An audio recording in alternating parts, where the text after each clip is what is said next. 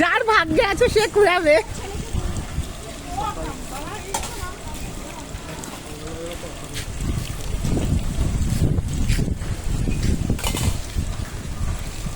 ঝড় উঠেছে।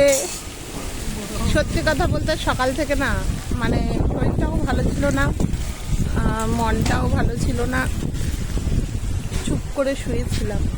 হঠাৎ দেখলাম একটু ঝড় উঠেছে, তো বাইরে বেরিয়ে এলাম। বেশ ভালো লাগছে এই হাওয়াটা। এরকম ওয়েদারে না বেশ জানলার কাছে চুপ করে দাঁড়িয়ে থাকতে খুব ভালো লাগে। আর এই আম গাছ থেকে আম পড়ছে, দুটো একটা আমার ছেলে তুলে দিচ্ছে। বাবারে কি ধুলো, কি ধুলো!